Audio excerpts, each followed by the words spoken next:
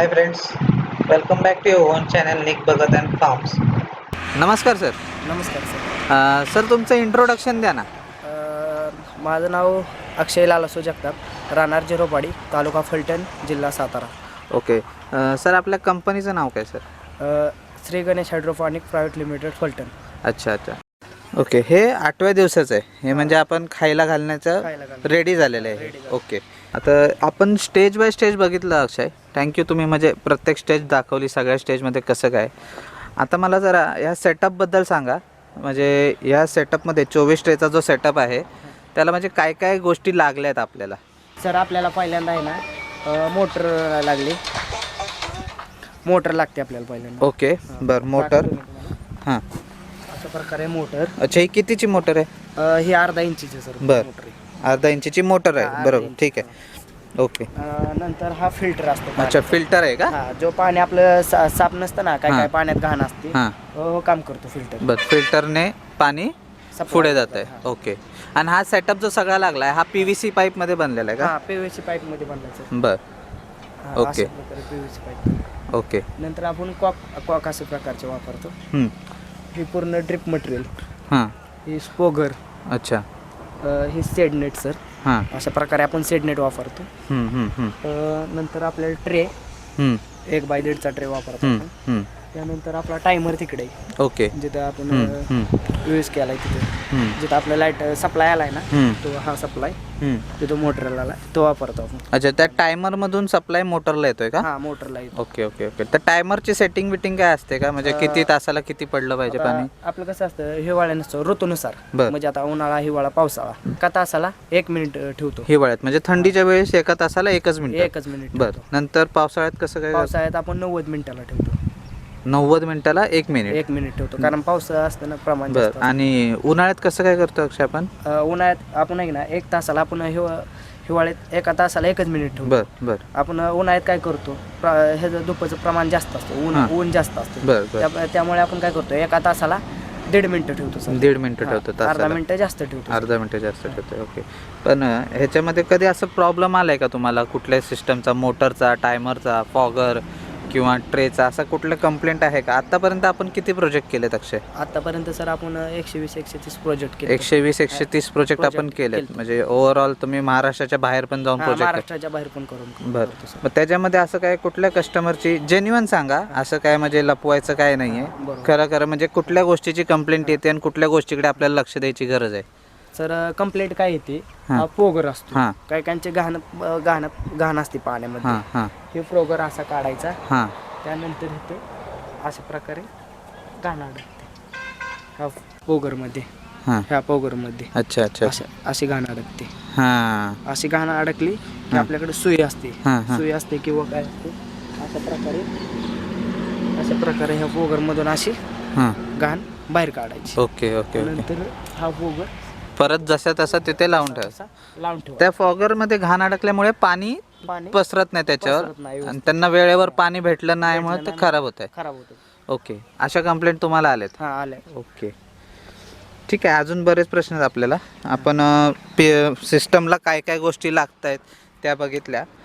जर आपल्या कुठल्या मित्राला फक्त जर समजा ट्रे पाहिजे असतील तर ट्रे तुम्ही सप्लाय करता का? फक्त ट्रे? सप्लाय पूर्ण हायड्रोपॉनिकचे जे मटेरियल असतं ना, ते पूर्ण आपण सप्लाय करतो. सप्लाय करतो. आणि जर समजा कुणाला तुम्हाला बोलवून इन्स्टॉलेशन पण करून घ्यायचं असेल तर मग तुम्ही साईटवर जाऊन इन्स्टॉलेशन करून त्यांच्या देता? जागेवरती आपण पूर्ण सेटअप करून करून देतो. ओके. आणि पहिला ट्रे त्यांचा बाहेर निघतो तोपर्यंत फुल गाईड आपला असतो. जोपर्यंत हा पहिला ट्रे त्यांचा बाहेर निघत नाही ना, मका कशी भिजवायची, तोपर्यंत हा फुल आपण सांगतो त्यांना माहिती. ओके. आपण हायड्रोपोनिक सिस्टमला काय काय गोष्टी लागतात त्या बघून घेतल्या. म्हणजे मोटरपासून फिल्टर, टायमर, फॉगर सिस्टम लागलेली आहे आणि हे PVC पाईपचं स्ट्रक्चर बनलेलं आहे. हे कंप्लीट 24 ट्रेचं सेटअप आहे. म्हणजे दिवसाला तुम्हाला 3 ट्रे भिजत घालायचे आहेत आणि 8व्या दिवशी तुम्ही त्यातून 3 ट्रे काढू शकता खायला. आम्ही त्यातले काही ट्रे काढून खायला पण घातलेले आहेत, त्यामुळे तुम्हाला वरती थोडे ट्रे दिसत नाही. आणि हा 8व्या दिवसाचा एक ट्रे आम्ही तुम्हाला ठेवलेला दाखवायला की काय परिस्थिती असते 8व्या दिवशी.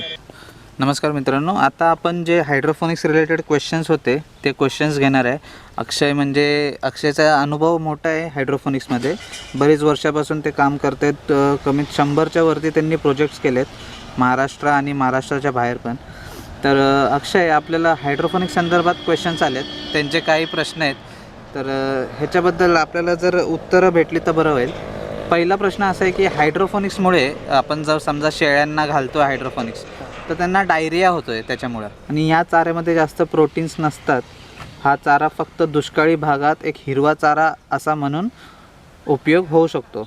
आपण मका दाना देतोच, तर हायड्रोफोनिक्सची काय गरज आहे? हे डायरियाचं काय, त्यात काय सोल्युशन आहे काय? सोल्युशन सर काय हां. होतं, ज्यावेळेस आपण ट्रे बाहेर काढतो, बरोबर. आपला ओला असतो पूर्ण, हां, हां. खाला आधी अशी ओली असते, बरोबर बरोबर हा पूर्ण डायरेक्ट आपण त्यांना काय खायला घालतो. बरोबर. मग आपण काय करायचं, तसं त्यांना खायला घालायचं नाही. हम्म. आपण काय करायचं, हा नंतर मग असा सुट्टा करायचा ओके. आणि थोडा वेळ आपल्या उन्हात ठेवायचा. अच्छा अच्छा अच्छा. आणि नंतर मग त्या शेळ्यांना घालायचं, शेळ्यांना किंवा गायींना गायींना घालायचं. घालायचं. त्याची ओल कमी झाली पाहिजे हा, त्यासाठी. ओल कमी झाली पाहिजे. Okay okay. म्हणजे आता तुम्ही जर बघितलं असेल, यांचा म्हणजे एक्सपिरियन्स चांगला आहे. त्यांनी बरेच याच्यावर जे काय आजार आहेत किंवा काय काय प्रॉब्लेम्स आहेत लोकांचे, त्याच्यावरती त्यांच्याकडे सोल्युशन आहे. जो प्रश्न होता की हायड्रोफोनिक्स चाऱ्यामुळे शेळ्यांच्या पिल्लांना किंवा शेळ्यांना डायरिया जास्त होतो आहे, तर हे त्याचं उत्तर आहे की आपण जेव्हा मक्काची ही जे हायड्रोफोनिक सिस्टमचा हा जो चारा बनला आहे, हा डायरेक्ट त्यांच्यासमोर न घालता ह्याला जरा सोडवून उन्हात थोडा सुकत घालायचा आणि त्याच्यानंतर त्यांना द्यायचा. ओके. जर कोणाला शेळीपालन करायचं आहे आणि दुष्काळी भाग आहे समजा, तर नुसतं हायड्रोफोनिक्सवरती लोक चालवू शकतात का शेळीपालन? चालू शकतात ना. अच्छा, म्हणजे हा हिरवा चारा जसा हिरवा तसा चारा, आपल्याला हां. 8व्या दिवशी भेटू शकतो. भेटू शकतो काय अडचण ओके. ह्याच्यामध्ये हायड्रोफोनिक्ससाठी शेड कसं असावं आणि ते शेडचं, हा जो शेड बनवला आहे सर आपण, हा तुमचा डेमो आहे. नाही. हा, डेमो पीस तुम्ही बनवलेला आहे, बरोबर आहे. पण जर समजा कुणाला बनवायचं असेल तर हे बाहेर असं ठेवलेलं चालतं आहे का ह्याच्यावरती शेड पाहिजेच आहे? सर कसं असतं, आपण उन्हात ठेवलं ना नंतर हां. काय होणार नाही ह्याला. ओके. पण ज्यावेळेस पावसाळा असतो ना, बरोबर. तेव्हा, पाण्याचं प्रमाण जास्त असतं. जास्त असतं. त्यानंतर काय करायचं, आपण बाहेर केला सेटअप, हम्म, पूर्ण शेडनेट त्याला येणार आहे. हम्म, हम्म, हम्म. धूळ ही काय आसपासच्या आत जाणार नाही. बरोबर बरोबर. त्यानंतर आपला एक कागद असतो, हां, कसला आपला प्लॅस्टिकचा कागद असतो, हां. विकत भेटतो, हां. तो पूर्ण सेटअप वरती टाकायचा. ओके. पावसाळ्यात दिवशी एवढीच बरं. काळजी घ्यायची सर. पावसाळ्यात जरा काळजी घ्यावी लागते. पण माझं तर सजेशन असंच आहे लोकांना की हे जर तुम्ही शेडमध्ये बनवलं, जिथे तुमचा गोट फार्म आहे किंवा डेअरी फार्म कुठं आहे, शेड तर तिथे असतंच, हां, तर बरोबर त्या सर. शेडच्या आतमध्ये बनवलेलं जरा हां, जास्त उत्तम फायदेशीर काळजी. आहे. हां, सर्वच फायदे. बाकी म्हणजे बाकीच्या पूर्ण शेड मध्ये बनवलं, आपण गेलो ना शेड मध्ये हम्म. शाळेकडे, पूर्ण ह्याच्यावरती पण लक्ष राहतं, कुठं काय बरोबर, झालं, काय बरोबर, नाही, बरोबर. ट्रे कुठं इथं. आणि आणि असं बाहेर बनवलं ना, आपण माणूस तेवढं लक्ष देऊ शकत नाही. बरोबर बरोबर. आणि ह्याच्यामध्ये अक्षय, किती तासाने माणसाने एकदा तरी बघितलं पाहिजे हायड्रोफोनिक्सकडे? सकाळी एकदा पाहायचं हां. आणि संध्याकाळी एकदा. अच्छा, म्हणजे दिवसातून 2 वेळा तरी दिवसातून बघितलं दोनदा. पाहिजे की पाणी सकाळी नीट काय भेटलं. काळजी घ्यायची सर, आपलं पिंपात पाणी आहे का तेवढं बघायचं. हम्म. त्यानंतर मोटर चालते का एकदा सप्लाय चालू करायचा, हम्म. एवढीच काळजी घ्यायची.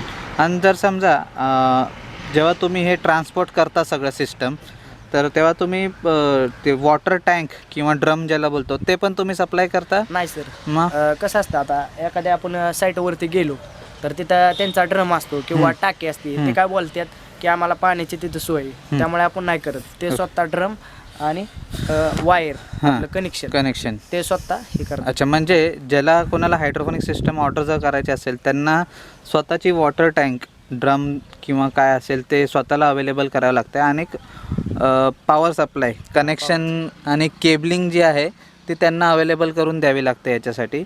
बाकी सगळ्या सिस्टम आपले जे हायड्रोफोनिक सिस्टमचे ओनर आहेत अक्षय जगताप, ते स्वतः सगळं अवेलेबल करून देतात. हायड्रोफोनिक सिस्टममध्ये काय काय गोष्टी लागतात त्या तुम्ही बघितल्या. मग स्टार्ट टू एंड आपण त्याची सेटअप स्टेज पण तुम्हाला सांगितल्या. हायड्रोफोनिक चाऱ्यामध्ये अक्षय, बऱ्याच लोकांच्या असे पण कंप्लेंट आहेत की त्याच्यात बुरशीचं प्रमाण जास्त आहे. तर बुरशी नाही लागली पाहिजे किंवा बुरशी का लागते याचं काय आहे का? सर, बुरशी का लागते, आपण त्या बारदाण्यातला हे काढला ना, मका बाहेर काढला, बर तर त्यातून आपण डायरेक्ट ट्रे मध्ये टाकतो. बर. तो ट्रे मध्ये नाही टाकायचा, हां. कारण त्याला पांढरे हे आलेले असतात, डाग आलेले असतात. ते परत त्यानंतर एखाद्या सोमट पाण्यात भिजत घालायचं. ओके, किती? सोमट 2 पाण्यात भिजत घालायचं ते जरा. काढायचा थोडा हां. आणि ट्रे मध्ये 700 ग्रॅम हाय असा टाकायचा. अच्छा, मग ओके. त्यामुळे बुरशीचं प्रमाण कमी होते. बुरशीचं आणि प्रमाण परत ते मोड आलेले असते त्याला खराब थोडे आलेले असते ना. हम्म. मोड येताना काय असं येत नाही, थोडं पांढरे डाग असते ते जातात. Okay okay okay okay. ज्यांना बुरशीचं प्रॉब्लेम आहे त्यांनी या गोष्टीकडे जरा लक्ष दिलं पाहिजे. हायड्रोफोनिक सिस्टम अक्षय, जसं आपण हे सेटअपमध्ये बनवलं आहे तर ह्याच्यामध्ये आपल्याला ह्युमिडिटी आणि टेम्परेचर कंट्रोल करता येतं का? कारण बऱ्याच महागड्या मशिनरी आहेत हायड्रोफोनिक्सच्या, खूप मोठ्या मोठ्या मशिनरी आहेत. त्याच्यात ते लोक सांगतात की ह्याच्यात ह्युमिडिटी म्हणजे हवेतला पाण्याचा काय बोलतात त्याला, आर्द्रता काय, ते आपलं सेडनेट असतं ना, हां, त्याच्यावरती आपण जे ऊन असते, धूप असते, ते कंट्रोल करतो. Okay okay. आणि दुसरी गोष्ट म्हणजे जे आपल्या 1 मिनिटाला टायमर चालणार आहे ना, त्यावरती जे आपला टायमर आहे तो काम करतो. की उन्हाचं प्रमाण जास्त झाले मग टायमर आपल्याला सेट करता येतो बरोबर. वेळेनुसार. बाबा 1 तासाला आपण 1.5 मिनिटं केले उन्हाळ्यात, मग आपल्याला 1 तासाला जास्त वाढवायचं असलं तर आपण वाढवू शकतो. बरोबर. तो इलेक्ट्रिक टायमर आहे सर आपला. अच्छा, म्हणजे ज्यांना टायमिंग सेटअप चेंज करायचा आहे तो शेतकरी स्वतः पण चेंज करू शकतो. आपण चेंज करू. Okay okay. आणि जर समजा अक्षय पाण्याचं प्रमाण आपल्याला मोटर दिलेली आहे आणि जर समजा लाईट नसेल तर मग कसं काय करायचं? सर एक आपल्याकडे पंप भेटतो. हां पुढं आपण नाही का पाण्यात हे मारतो, हां त्याला पुढं स्प्रिंकलर असते बारकी, हां हां. ते आपण असं नुसता मारला ना तर काय अडचण नाही. आणि दुसरी एक मशीन असते जर ते आपण नाही का औषध ही मारायचं बरोबर पंप बरोबर वापरतो. बरोबर. त्याच्यात मग त्यानंतर मग औषधाचा पंप असतो तो नुसता फवारायचा वगैरे. औषधाच्या पंपने पण जर आपण पाणी स्प्रे केलं तरी चालतंय. Okay okay. जर कुणाची रिक्वायरमेंट त्याची असेल तर ते सप्लाय करतो का सर आपण? हा करतो सर. काय ओके ओके. हायड्रोफोनिक सिस्टममध्ये आळ्या तयार होतात का हो कधी? आळ्या ते कशा प्रकारे सर होत्यात आळ्या तयार म्हणतात ना, माणसाचं असं लय हे रे लक्ष नसताना. हां. आता हे आपण मका इथे खाली ठेवली, हम्म. त्यानंतर अशा प्रकारे खाली ठेवली, तर हे ते आपण जे आपण इथे ठेवणार आहे मका, ते फक्त ठेवताना आहे ना एखाद्या व्यवस्थित कागदावरती ठेवायचे खाली. त्यामुळे आळीचं प्रमाण, कारण जमिनीतून येणार आहे हे तर आत येऊ शकतं, उंदीर किंवा काय, त्यामुळे आळीचं प्रमाण वाढतं. हे हायड्रोफोनिक्सला उंदरांचा किंवा बाकीच्यांचा काही त्रास आहे का? कधी कंप्लेंट आली आहे का तुम्हाला? नाही सर, उंदरांचा काही त्रास उंदरांचा तसा आला नाही नाही? काही. ओके. कारण ते वासामुळेच येऊ शकत नाही. हायड्रोफोनिक्ससाठी जो मक्का लागतोय तो मशीनने काढलेला आहे की हाताने काढलेला आहे, असं काय त्याच्यात आहे का? तो सर आहे ना मशीननं आपण आपल्याकडे यंत्र आहे आता आपण बनवले, हां. तो मशीननं आपण सोलता येतो. ओके. ते सोलता येऊन आपण अशा प्रकारे जे फुटके मका असतात, माणसाच्या गैरसमज आहे, फुटके मका येते, मोठा हलर असतो, त्या प्रकारे मोठे मका येण्यापेक्षा आपल्याकडे यंत्र आहे बारकं, ते कणीस असतं, कणीस सोलले ना अशा प्रकारे मग चांगली मका बाहेर येते. चांगली बाहेर, म्हणजे मशीनने काढलेलं सगळ्यात उत्तम त्याच्यात. सगळ्यात उत्तम. ओके. हायड्रोफोनिक्सच्या सोबत अक्षय दुसरं काय आपण हे करतोय का? सर आपण मेथी घास, मोर घास हे पण आपण सप्लाय करतो. अच्छा, मेथी गॅसचे म्हणजे बियाणं काय लागतात ते? बियाणे, हा. ओके. ते आपण आणि सुक्या चाऱ्यामध्ये तूरभूस किंवा असं काय हा तूर घुस पण आपण सर सप्लाय सप्लाय करतो? करतो. Okay okay. मुरघास बद्दल अक्षय काय अनुभव आहे का तुमचा? मोरघास हा सगळ्यात उत्तम सर. अच्छा. कारण दुधाचे पण प्रमाण वाढते मोरघासमुळे. ओके आणि जो शेळ्यांना आजार असतो, गायींना आजार असतो, त्याची मुक्तता होतो सर. ओके. मुरघास आपण सप्लाय करतोय का? हा करतो सर. ओके. समजा हा 24 ट्रेचा सेटअप आहे, तर ह्याच्यातून 2 गायींसाठी चारा निघू शकतो, म्हणजे 25 किलो चारा निघतोय ह्याच्यातून. 25 किलो चारा. तर म्हणजे 25 किलोमध्ये एका शेळीला जर दिवसाला आपण 4 किलो चारा पकडला, 8 शेळ्या तरी 7 ते 8 शाळा खाऊ शकतात एका दिवसाला ह्याच्यातून.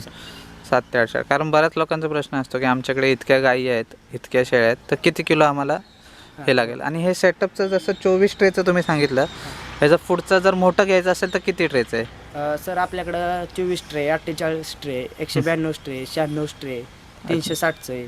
360 ट्रे. ओके. जे आपण व्हॅल्यूनुसार सर आपण बनवतो. कसं आता ट्रे असताना एखाद्याचे 30 गुरु आहेत, मग त्यानुसार सेटअपनुसार आपण गायानुसार आपण हे प्रमाण सेटअप तयार करतो. ओके नक्की. ओके. सगळ्यात मोठा प्रोजेक्ट कुठला होता सर आपला? सगळ्यात मोठा प्रोजेक्ट सर आपण गुजरातला केला होता. हां. उडीधारा म्हणून तिथे केला होता. किती ट्रेचा? तिथं आपण 1500 ट्रेचा केला होता. 1500 ट्रे. काही गायी होत्या का त्यांच्या? हा गाय होते सर. अच्छा. हे आपलं काय म्हणते ती गिर गाय होते त्यांच्या. गिर गाई गायींचा गोठा होता. ओके. पण ते 1500 ट्रेमधून कितीचा हे निघणार, चारा निघणार दिवसाला? त्यांच्या व्हॅल्यूनुसार त्यांच्याकडं 120-130 ही होती गायी होत्या. गाय होत्या. अच्छा. ते पूर्ण त्यांचं जर हायड्रोपॉनिक वरच चालू होता.